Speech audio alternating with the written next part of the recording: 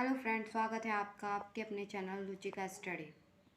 Friends, आज की हमारी वीडियो का टॉपिक है मौर्य साम्राज्य। इससे पहले हमने पढ़ा था सिंधुनाग वंश, नंद वंश और हर्यक वंश। ये सब जो हैं ये मगध साम्राज्य के अंतर्गत आ रहे हैं। मगध साम्राज्य के अंतर्गत 7 शासकों ने शासन किया था। उनमें से हम 3 को पढ़ चुके हैं। आज हम पढ़ रहे हैं मौर्य साम्राज्य। इससे पहले वीडियो स्टार्ट करने से पहले मेरी आप लोगों से रिक्वेस्ट है कि आप प्लीज़ मेरे चैनल को सब्सक्राइब करें, वीडियो को लाइक करें, कमेंट करें और वीडियो को शेयर करें। आइए चलिए टॉपिक स्टार्ट करते हैं। जैसे कि हमने पहली वीडियो में पढ़ा था शिशुनाग वंश और उसके बाद हमने पढ़ा था नंद वंश। और नंद वंश के अंतिम शासक घनानंद था। आइए देखते हैं। नंद वंश का अंतिम शासक घनानंद को पराजित करके चंद्रगुप्त ने मगध साम्राज्य में मौर्य साम्राज्य की स्थापना की। नेक्स्ट लाइन देखते हैं। मौर्य वंश के बारे में जानकारी निम्नलिखित स्रोतों से मिलती है: साहित्यिक स्रोत, पुरातात्विक स्रोत और मौर्य साम्राज्य के शासक। जैसे कि हम जानते हैं कि साहित्यिक स्रोत में हमें अर्थशास्त्र, इंडिका, मुद्रा राक्षक, जैन और बौद्ध ग्रंथ, इन सब से हमें मौर्य साम्राज्य की जानकारी मिलती है। और पुरातत्व में हमें अशोक के अभिलेख मिलते हैं, जूनागढ़ अभिलेख, नेक्स्ट हमारा रुद्रदामन अभिलेख। और मौर्य साम्राज्य, जो मौर्य साम्राज्य है उसके जो शासक हैं चंद्रगुप्त मौर्य, बिंदुसार और अशोक, दशरथ। चंद्रगुप्त मौर्य ने मौर्य वंश की स्थापना की थी। भारत का प्रथम सम्राट था जिसने भारत में राजनीतिक एकता का सूत्रपात किया। मतलब चंद्रगुप्त मौर्य ने ही सबसे सर्वप्रथम भारत में राजनीतिक एकता का सूत्रपात किया। चंद्रगुप्त मौर्य ने उत्तर में हिमालय से लेकर दक्षिण में मैसूर तक, पूर्व में बंगाल से लेकर उत्तम पश्चिम में हिंदकुश पर्वत तथा पश्चिम में अरब सागर तक अपने साम्राज्य का विस्तार किया। चंद्रगुप्त मौर्य का जो समय था वो 322 ईसा पूर्व से लेके 248 ईसा पूर्व तक था। चंद्रगुप्त मौर्य के चंद्रगुप्त नाम का उल्लेख रुद्रदामन के जूनागढ़ अभिलेख में मिलता है। चंद्रगुप्त मौर्य के शासनकाल में पाटलिपुत्र में स्थूलभद्र के नेतृत्व में प्रथम जैन संगति का आयोजन किया गया। चंद्रगुप्त मौर्य के शासनकाल में ही प्रथम जैन संगति आयोजित हुई थी। Next line. घनानंद को हराने के बाद चंद्रगुप्त मौर्य ने घनानंद की पुत्री दुर्धरा से विवाह कर लिया। आइए देखते हैं नेक्स्ट लाइन। यूनानी लेखकों द्वारा चंद्रगुप्त मौर्य को दिए गए नाम। प्लूटार्क ने चंद्रगुप्त मौर्य को एंड्रोकोस्टस कहा। जस्टिन ने सैंड्रोकोस्टस कहा चंद्रगुप्त मौर्य को। चंद्रगुप्त मौर्य के अंतर्गत ही मैगस्थनीज सेल्यूकस सिकंदर का उत्तराधिकारी निकेटर का राजदूत बनकर चंद्रगुप्त मौर्य के दरबार में आया था। वह 7 वर्ष तक भारत में रहा। मैगस्थनीज की बुक इंडिका में मौर्य वंश की जानकारी मिलती है। ये क्वेश्चन कई बार आता है कि मैगस्थनीज की बुक कौन सी है, तो वो इंडिका है और इसमें मौर्य साम्राज्य की जानकारी मिलती है। ये क्वेश्चन भी कई बार आया है कि मैगस्थनीज भारत में कितने वर्षों तक रहा? 7 वर्षों तक रहा। मैगस्थनीज के विवरण के अनुसार पाटलिपुत्र नगर का प्रशासन 5-5 सदस्यों वाली 6 समितियों द्वारा संचालित किया जाता था। मौर्य वंश के शासनकाल में दंड विधान कठोर थे। यह था हमारा मैगस्थनीज सेल्यूकस। अब हम पढ़ रहे हैं चाणक्य, मतलब कौटिल्य। चाणक्य का मूल नाम विष्णुगुप्त था। चाणक्य के पिता चाणक्य को भारत का मैकियावेली भी कहा जाता है। चाणक्य चंद्रगुप्त मौर्य के प्रधानमंत्री तथा मुख्य सलाहकार थे। मतलब हमें ये याद रखना है कि चाणक्य जो है वो चंद्रगुप्त मौर्य के प्रधानमंत्री व मुख्य सलाहकार भी थे। और चंद्रगुप्त मौर्य के शासनकाल में क्या था? चाणक्य। और चाणक्य को भारत का मैकियावेली भी कहा जाता था। और इनकी जो बुक थी कृति, उसका नाम था अर्थशास्त्र, जिसका विषय था राजव्यवस्था। मतलब उस समय की जो राजव्यवस्था थी वो क्या चाणक्य के अर्थशास्त्र की बुक में थी। नेक्स्ट पॉइंट है हमारा 305 ईसा पूर्व में सेल्यूकस निकेटर ने मगध पर आक्रमण कर दिया, किंतु मौर्य साम्राज्य ने उसे पराजित कर दिया और उसकी पुत्री कार्नेलिया और हेलना, मतलब उसका नाम हेलना था, उससे विवाह कर लिया। युद्ध की शर्तों के अनुसार सेल्यूकस निकेटर ने 4 प्रांत काबुल, कंधार, हेरात और मकराना चंद्रगुप्त मौर्य को दे दी। चंद्रगुप्त मौर्य ने भी 500 हाथी सेल्यूकस निकेटर को भेंट में दे दिए। चंद्रगुप्त मौर्य ने अपने राज्य विस्तार के लिए राजवंशों या अन्य जिसने उस पर आक्रमण किया तो उसकी जो पुत्री है उसे विवाह किया। उससे पहले हमने पढ़ा था पीछे अभी चंद्रगुप्त मौर्य के बारे में कि उन्होंने धनानंद की पुत्री से शादी कर ली थी, धनानंद को पराजित कर और मौर्य वंश की स्थापना कर दी थी। ये क्वेश्चन कई बार आया है कि चंद्रगुप्त मौर्य ने सेल्यूकस निकेटर को कितने हाथी भेंट में दिए थे, और ये क्वेश्चन भी कि युद्ध की शर्तों पर चंद्रगुप्त मौर्य को सेल्यूकस निकेटर ने कौन कौन से प्रांत उपहार स्वरूप दिए थे, काबुल, कंधार, हेरात और मकराना। आइए देखते हैं नेक्स्ट लाइन। जैन गुरु भद्रभाव से प्रभावित होकर चंद्रगुप्त मौर्य ने जैन धर्म अपना लिया और कर्नाटक में श्रवण बेलगोला में 298 ईसा पूर्व में संलेखन विधि द्वारा प्राण त्याग दिए। Next line.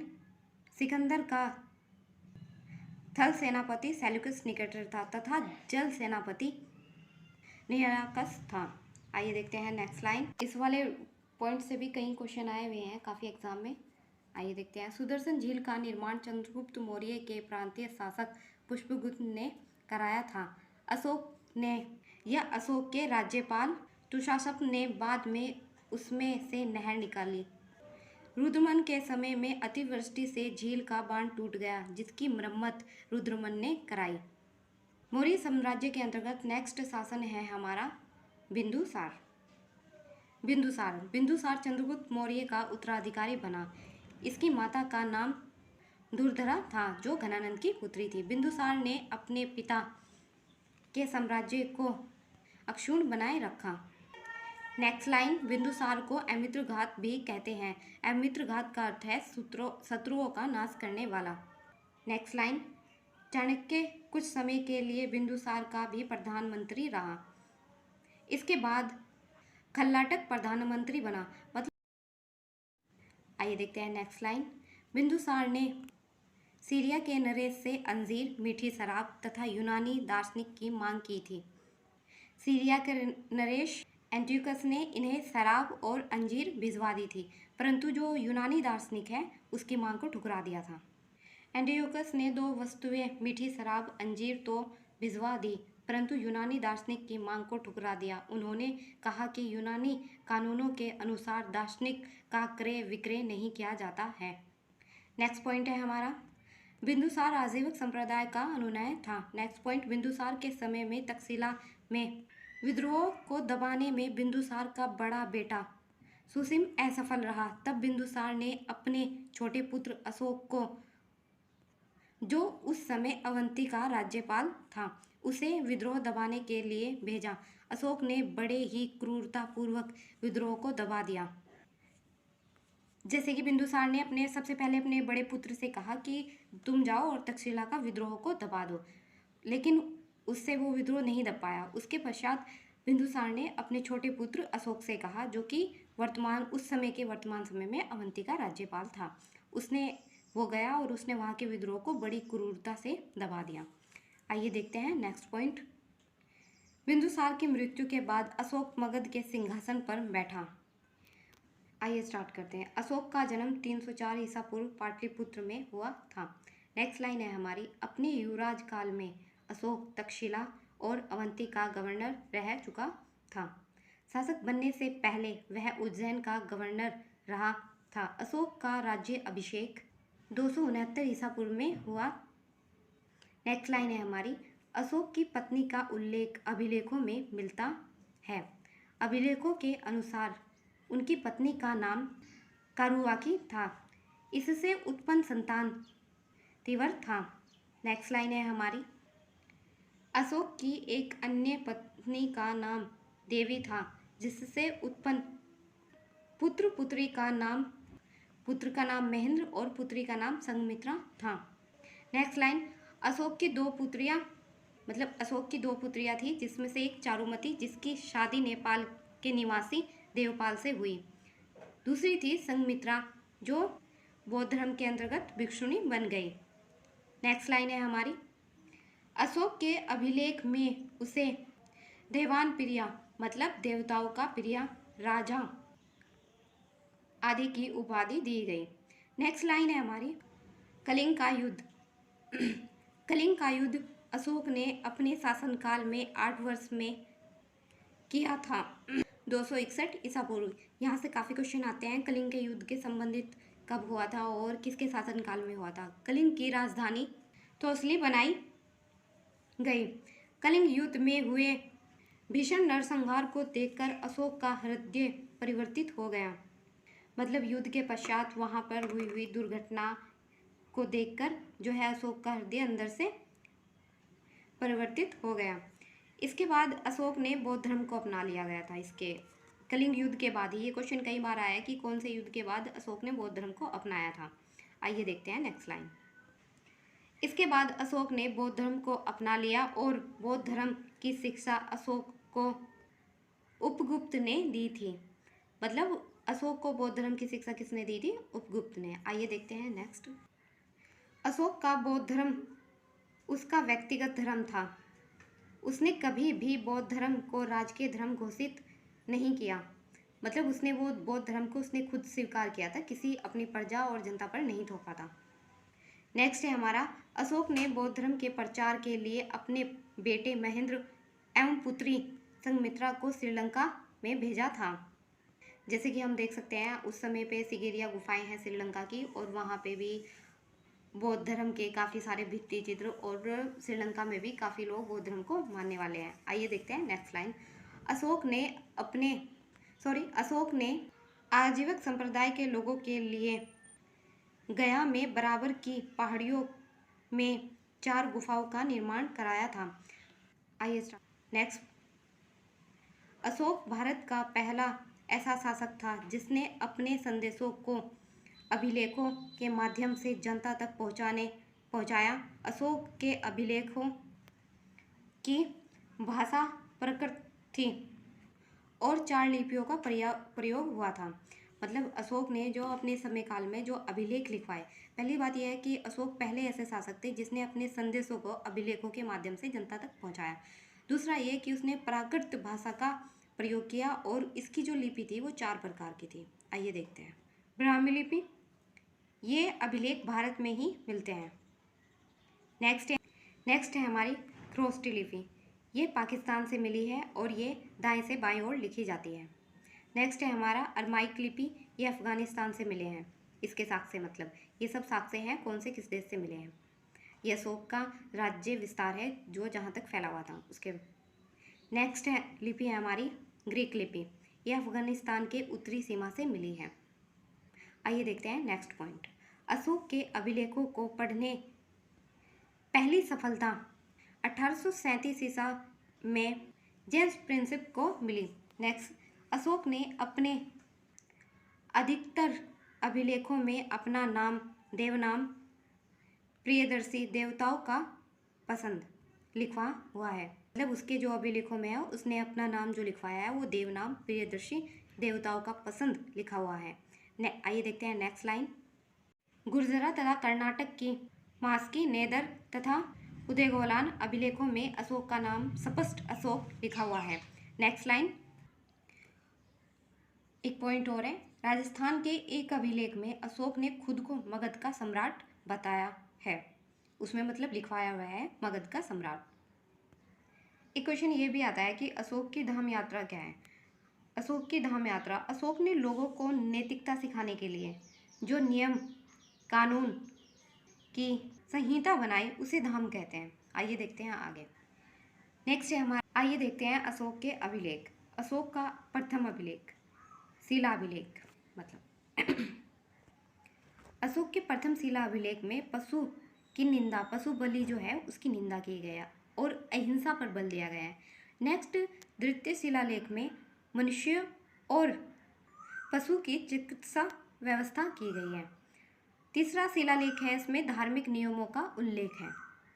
तीसरे शिलालेख में धार्मिक नियमों का उल्लेख मिलता है। आइए देखते हैं नेक्स्ट। चौथे शिलालेख में वेरी घोष की जगह धाम घोष की घोषणा की गई। नेक्स्ट शिलालेख है हमारा 5वां शिलालेख, इसमें धर्म महामात्रु की नियुक्ति की जानकारी है। नेक्स्ट है हमारा छठा शिलालेख। छठे शिलालेख में आत्मा नियंत्रण की शिक्षा दी गई है। छठे शिलालेख में हमें क्या दी गई है? आत्मा नियंत्रण की शिक्षा दी गई है। नेक्स्ट है हमारा 7वां और 8वां शिलालेख। अशोक की तीर्थ यात्राओं का उल्लेख है इनमें।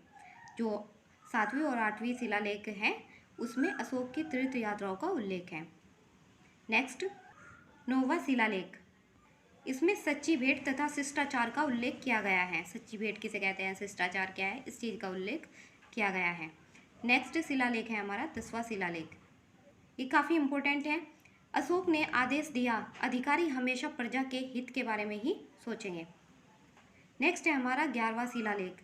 इसमें धाम की व्याख्या की गई है। जैसे धाम क्या है, इसकी व्याख्या की गई है। नेक्स्ट है हमारा 12वां शिलालेख। इसमें स्त्री महामात्रों की नियुक्ति की गई है। नियुक्ति के बारे में बताया गया है। मतलब मोस्ट इम्पोर्टेंट 13वां शिलालेख। ठीक है फ्रेंड, कलिंग युद्ध का वर्णन और अशोक का जो हृदय परिवर्तित हुआ उस युद्ध के मंजर को देख के उसके बारे में इसका वर्णन इस शिलालेख पे यहाँ मिलता है। ये काफ़ी इंपॉर्टेंट है। कई बार क्वेश्चन में आया है कि वो कौन सा अभिलेख है जिसमें कलिंग युद्ध और अशोक के हृदय परिवर्तन का वर्णन है। नेक्स्ट है हमारा 14वां शिलालेख। ये शिलालेख भी काफ़ी इम्पोर्टेंट है। अशोक ने जनता को धार्मिक जीवन बिताने के लिए प्रेरित किया है। इम्पोर्टेंट पॉइंट, अशोक के स्तंभ लेखों की संख्या 7 है जो केवल ब्राह्मी लिपि में लिखे गए हैं। आइए देखते हैं आगे। प्रमुख अध्यक्ष, मतलब उस साम्राज्य के अंतर्गत, अशोक के साम्राज्य के अंतर्गत कौन अधिकारी किस नाम से जाना जाता था और उसका क्या कार्य था उससे संबंधित। आइए देखते हैं। शुल्काध्यक्ष, व्यापार से प्राप्त कर और चुंगी कर, मतलब व्यापार से जो कर लगाया जाता था उसे प्राप्त करना और चुंगी कर। आइए देखते हैं। नेक्स्ट है हमारा पोतवाध्यक्ष, माप तोल के मानक को नियंत्रण करने वाला, जो माप तोल के मानक को नियंत्रण करने वाला था उसे पोतवा अध्यक्ष कह रहे थे। नेक्स्ट है हमारा सूत्राध्यक्ष, वस्त्र उद्योग मंत्री, मतलब सूत्राध्यक्ष वह है जो वस्त्र उद्योग मंत्री है उस समय का। सुनाध्यक्ष, बुच्चड़ खाने चर्म उद्योग का अध्यक्ष। नेक्स्ट है लक्षणाध्यक्ष, टकसाल का अध्यक्ष, मतलब जहाँ पे सिक्कों की ढलाई हो रही थी वहाँ का जो अध्यक्ष था। नेक्स्ट अश्वाध्यक्ष, घोड़ों की देखभाल करने वाला। हस्त्याध्यक्ष, हाथियों की देखभाल करने वाला अध्यक्ष। एकाराध्यक्ष, खान मंत्री। सिताध्यक्ष, कृषि विभाग का मंत्री। नेक्स्ट है हमारा इसमें सामाजिक व्यवस्था। मैगस्थनीज ने चतुर्वर्ण व्यवस्था का उल्लेख नहीं किया। उन्होंने आर्थिक आधार पर भारतीय समाज को 7 वर्गों में बांटा है। चाणक्य ने अर्थशास्त्र में परंपरागत 4 वर्णों का उल्लेख किया गया। यहाँ पर उन्हीं 4 वर्णों की बात कर रहे हैं, जैसे क्षत्रिय, शूद्र। आइए देखते हैं नेक्स्ट। मैगस्थनीज के अनुसार सामाजिक व्यवस्था, मतलब मैगस्थनीज ने जो है वो सामाजिक व्यवस्था को आर्थिक आधार पर 7 वर्गों में बांटा है। पहला है हमारा दार्शनिक, सेकंड है इसमें किसान, थर्ड है हमारा अहीर, फोर्थ कारीगर, और जो 5वां है हमारा सैनिक, और छठा है हमारा निरीक्षक, और 7वां है हमारा सभासद। आइए देखते हैं नेक्स्ट है इसमें हमारा मौर्यकालीन सैन्य व्यवस्था। यूनानी इतिहासकारों के अनुसार चंद्रगुप्त की सेना में 6 लाख पैदल और 30,000 अश्वारोही और 9,000 गज सेना, 8,000 रथ सेना थी। मतलब 6 लाख वो थे जो पैदल चलते थे, सैनिक थे, और जो 30,000 हैं वो अश्वारोही घोड़ों पर चलने वाले थे। ठीक है फ्रेंड्स, और उसके आगे 9,000 जो थी वो हाथियों से चलने वाली सेना थी, गज सेना, और 8,000 थी रथ सेना। नेक्स्ट पॉइंट, मैगस्थनीज के अनुसार सेना की देखरेख के लिए अलग एक विभाग था। इस विभाग में 30 सदस्य थे। नेक्स्ट पॉइंट, उच्च अधिकारियों को महामात्रा कहा जाता था। नेक्स्ट पॉइंट, कौटिल्य के अनुसार राजा को परिस्थिति के अनुसार 3 प्रकार का युद्ध करना चाहिए। पहला था प्रकाश युद्ध, मतलब आमने सामने का युद्ध। नेक्स्ट है कूट युद्ध, चालाकी तथा छलबाजी से किया जाने वाला।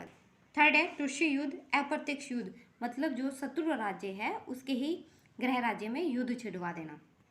मौर्यकालीन वास्तुकला, आइए देखते हैं मौर्यकालीन वास्तुकला।